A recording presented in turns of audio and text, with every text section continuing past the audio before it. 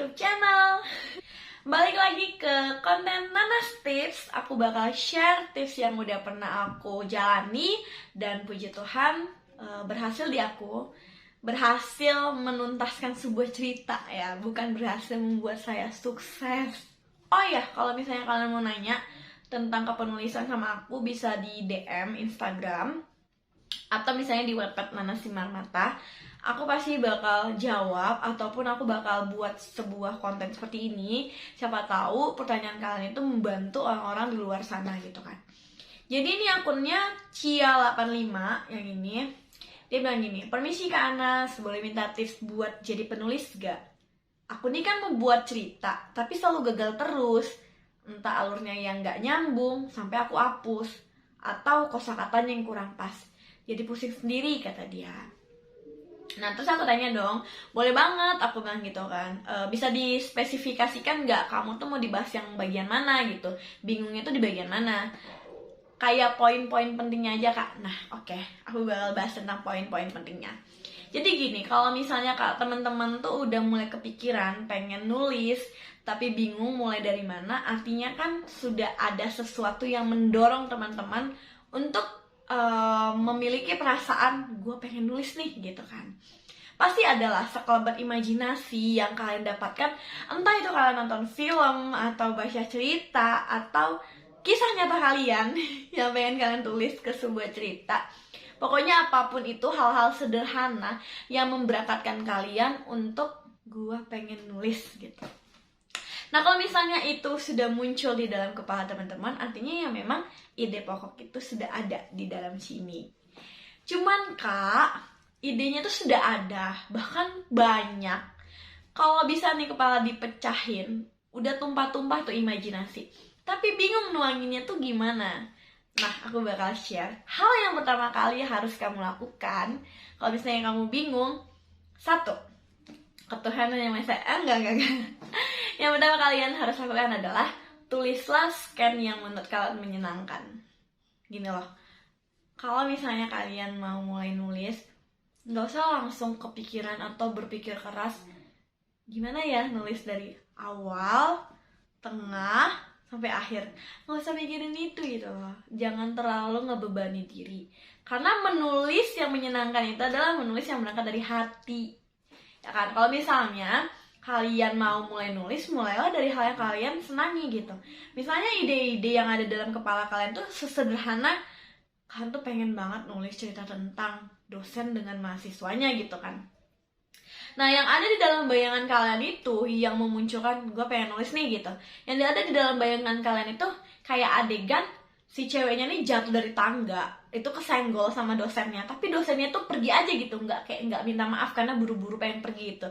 Nah dari sana si cewek ini dendam, misalnya gitu kan. Inti ini yang muncul di dalam pikiran kalian. Ya udah tulis aja, kayak tulis misalnya namanya Riri. Riri berjalan dengan tergesa-gesa menaiki setiap anak tangga dan tanpa sadar dia menyenggol bahu seseorang. Saat ia menoleh memunguti bukunya, misalnya bukunya yang berjatuhan, dia sempat melihat wajah seorang pria yang tak lain adalah dosennya sendiri. Tanpa mengucapkan maaf, dosennya pergi begitu saja. Misalnya gitu. Sesederhana itu aja. Nggak usah mikirin panjang-panjang. Udah kalau misalnya ide kalian cuma sampai situ ya udah. Nanti ide-ide lainnya tuh bakal muncul. Misalnya nih lanjutan dari cerita yang tadi, kalian ngebayangin nanti si Riri ini bakal dilamar dosennya di sebuah pantai gitu. Jadi kan bayangin aja yang menyenangkan. Bayangkan hal yang menyenangkan itu kayak nanti ada meja putih, ada lilin, ada deru ombak, ada bunga misalnya kan. Ya udah kan, buat aja Riri duduk menunggu, misalnya namanya Rey ya. Riri duduk menunggu Rey tanpa ia sadari sebuah tangan merangkulnya dari arah belakang dan sebuah cincin berlian keluar dari tangan tersebut, misalnya kayak gitu kan. Udah tulis sederhana itu aja. Nah percakapannya itu tulis percakapan yang menyenangkan yang ada dalam kepala kalian. Misalnya percakapannya si Ririnya tuh membangkang kan. Tapi Pak nggak bisa, peraturannya tuh jangan kayak gini lah, jangan mendadak, jangan mentang-mentang Bapak dosen, Bapak suka-suka sama mahasiswa Bapak. Nah terus nanti si Renya tuh nyaut kayak, oh kalau gitu kamu aja yang ngajar, saya yang belajar, misalnya digituin. Sesederhana itu aja, tulis hal-hal yang menyenangkan. Gak usah langsung pikirin cerita itu langsung rampung, plek ketimplek langsung selesai, enggak. Kan tulis aja adegan-adegan yang menyenangkan gitu. Gimana? Udah menggebu-gebu buat nulis? Nah, yang kedua yang harus kalian lakukan adalah tentukan genrenya agar kalian bisa membayangkan selera pasarnya gitu. Misalnya kalian pengen buat romance komedi yang berlatar belakang anak SMA, kalian riset nih. Anak SMA di tahun kalian menulis cerita itu, dia tuh sukanya apa gitu. Bukan kesukaan pembaca ya, maksudnya yang relate, yang bener-bener nyata di kehidupan kalian itu. Anak SMA waktu kalian nulis itu tuh sukanya apa. Misalnya anak SMA itu lagi booming-boomingnya itu main PUBG misalnya kan, main PUBG nongkrong di sebuah mall. Misalnya mall ini memang mall yang terkenal banget di kota kalian. Nah itu satu. Terus udah mulai geng-gengan, seringan kan geng-gengan ya, atau misalnya tawuran, pembulian, atau perang antara IPA dan IPS kayak gitu. Kalian riset ke arah sana agar kalian tahu kalau misalnya kalian nulis tentang anak SMA, berarti selera pasar gue ini umur-umuran yang segini gitu. Umuran segini biasanya menyukai hal-hal yang seperti ini. Jadi kalian tahu arahnya kemana gitu. Nah, yang ketiga adalah buat penokohan gitu. Tulis karakter tokoh kalian. Nulisnya tuh kayak nulis biodata gitu loh, woy. Kayak misalnya Nanas nih, Nanas _2. Nama panjangnya misalnya Nanas Pratiwi. Umur yang di saat kalian tulis itu misalnya 19 tahun. Nama kelasnya misalnya 19 berarti udah kuliah ya. Misalnya nama ruang kelasnya itu 121C. Terus jurusannya apa gitu kan. Nah, nama sahabatnya itu siapa. Terus hobinya apa? Misalnya kebiasaan-kebiasaan yang nanti bakal jadi identitas tokoh kalian. Misalnya kebiasaannya itu giniin rambut, ngegulungin rambut setiap kali jalan. Atau kalau misalnya dia panik, dia ngegigit kukunya. Atau misalnya kalau dia tuh ngomong, dia sering ngedip-ngedipin mata. Kalau misalnya dia tuh bohong, hidungnya kembang kempis. Pokoknya sesuatu yang menjadi identitas tokoh kalian yang gak ada di cerita lain gitu. Terus kayak misalnya hobi makanan kesukaannya misalnya nasi goreng terus cabenya dipisahin, atau misalnya bubur kerupuknya harus dihancurin dulu, atau matcha tanpa gula, mocha float. Pokoknya nanti itu muncul-munculin terus sampai orang kalau misalnya mau makan matcha tanpa gula keinget sama tokoh cerita kalian. Oh ya, sampai mamanya siapa, bapaknya siapa, kakeknya siapa, kampung halaman bapak mamanya ini siapa, siapa di mana, itu wajib kalian tulis loh guys. Jadi biar nanti pas kalian udah nulis di awal, misalnya dia tuh kayak orang Jawa, terus nanti pas chapter ke-40 malah kalian buatnya orang Sunda, karena kalian udah lupa sama hal-hal yang mengalir ini. Makanya kalian harus tegasin di penokohan, di penulisan karakternya gitu. Terus selanjutnya adalah harus membuat alur. Ini pasti yang paling penting ya, membuat alur. Kalian harus nentuin misalnya nih di mana pertemuan pertama mereka, insiden apa yang bisa membuat mereka ketemu, cerita masa lalu apa yang membuat mereka bisa ketemu lagi. Kayak gitu kan harus tulis dulu. Nulisnya tuh gak usah langsung nulis kayak cerita yang beneran, gak usah. Kayak ngobrol aja, kayak ngobrol sama buku gitu kan. Nulisnya ini, nanti mereka bakal ketemu di kafe, dompetnya si cowok ini ketinggalan, terus si cewek ini lari-lari ke basement buat ngejar, terus ngasih. Terus dari situ si cowoknya ini basa-basi nanya, terus ternyata mereka tuh searah. Udah gitu aja, tulis segitu aja dulu, nanti kembanginnya gitu. Terus nanti pas di konfliknya nih apa? Konfliknya misalnya si cowoknya ini udah dijodohkan sama neneknya dan harus nikahin perempuan itu, perempuan pilihannya, dan si cewek nanti mundur. Nah nanti endingnya terserah mau buat sad ending atau happy ending, itu milik bagian kalian. Tulisnya tuh kayak 3 bagian aja sih kalau aku ya. Tulisnya pertemuan pertama, kenapa bisa jalan sampai lama, terus konflik, penyelesaiannya. Nah pertanyaannya, penting gak sih Kak membuat outline atau kerangka cerita? Ya penting, tapi kalau untuk baru mulai ya menurut aku itu penting gak penting sih ya. Karena kalau baru memulai banget nih, ya nulis itu kan masih semengalirnya kan, kayak udah ngalir aja apa yang ada di pikiran kalian gitu, nggak usah terlalu keras langsung jadi profesional gitu, enggak. Memang outline itu penting, aku nggak bilang outline itu nggak penting, kerangka cerita itu penting banget, karena kerangka cerita itu rambu-rambu kepenulisan gitu, biar kamu tuh nggak keluar jalur dan cerita kamu tuh nggak ngalur ngalur ngidul gitu loh. Penting nggak penting itu tergantung kamu menyikapinya. Kalau misalnya kayak baru-baru gitu, ya udah ngalir aja, nanti aja ya. Nah selanjutnya adalah tentukan setting yang menarik. Misalnya gini loh, kalian nge-setting cerita ini tuh kayak di kota metropolitan. Artinya hal-hal yang harusnya ada di kota itu misalnya angkutan umum ya kan, kayak terus gedung-gedung pencakar langit. Nah itu kan pasti ya, pasti ada gitu kan. Tapi kan nulisnya malah kayak dia ketemunya di sawah, terus mancing ikan di sungai. Itu kan kayak sesuatu yang udah lari banget dari setting tempat yang kalian lakukan. Setting yang menarik, setting waktu dan setting tempat. Misalnya nih hari Minggu, tapi kalian buatnya banyak lelaki berkemeja slim fit dengan dasi yang sepadan dengan apa yang dipakai. Padahal kan hari Minggu itu biasanya orang-orang berpakaiannya tuh santai gitu kan, bukan orang-orang yang kerja di hari Senin, kecuali hari Senin gitu. Jadi setting waktu dan tempat itu berpengaruh banget ya guys untuk menentukan cerita ini menarik atau enggak. Jangan sampai dia nyeting waktu hari Sabtu tapi dia ketemu sama orang-orang yang berjas-jas gitu loh, kan nggak masuk, nggak nyambung gitu.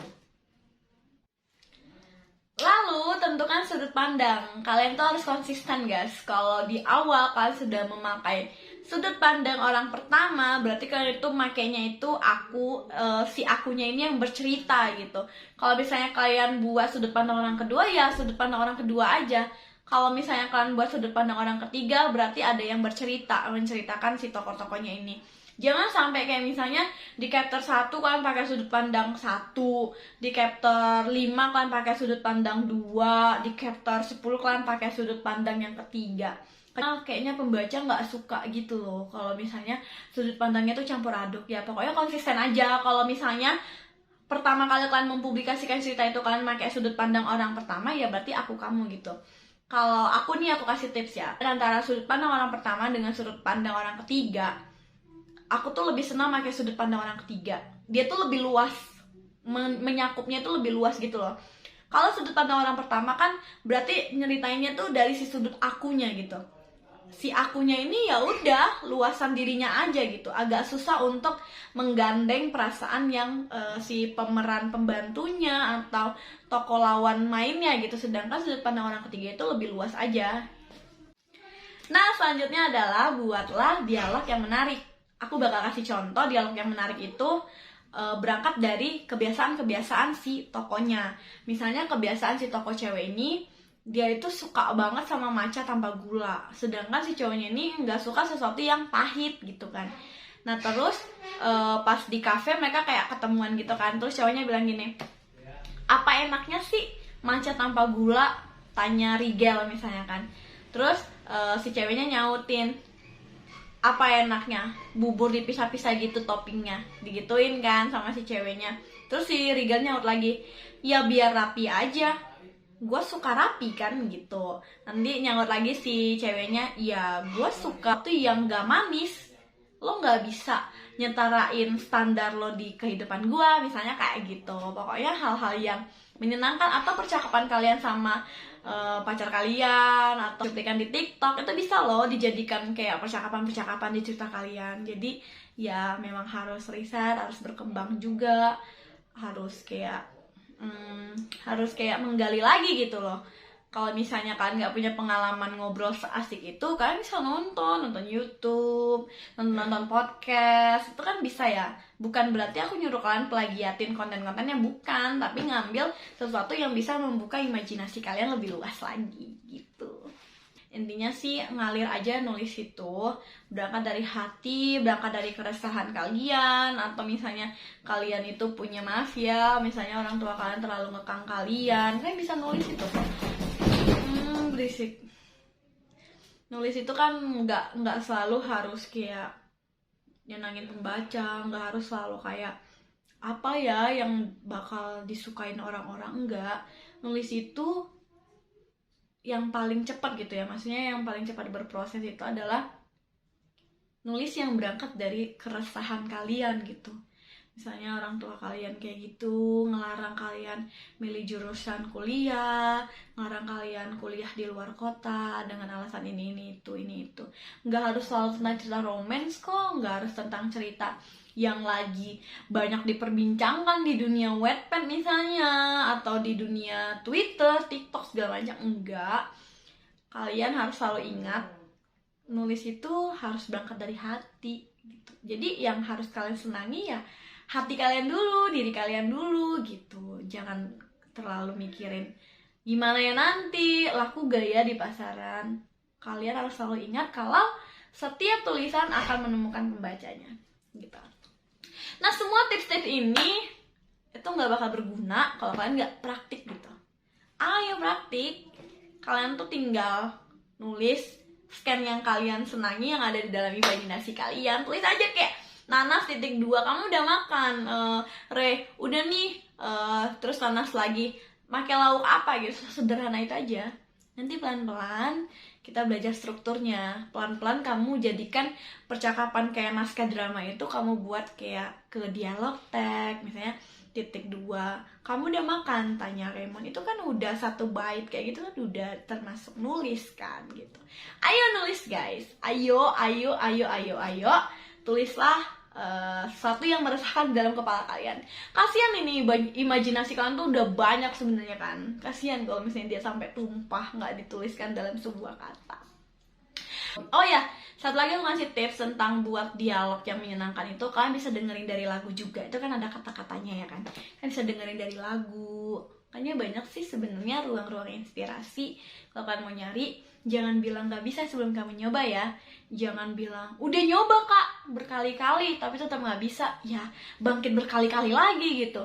Nulis ya memang proses panjang, gak ada yang instan. Jadi, semangat. Segini aja konten dari Nanas. Semoga berguna. Jangan lupa komen, like, dan share ya.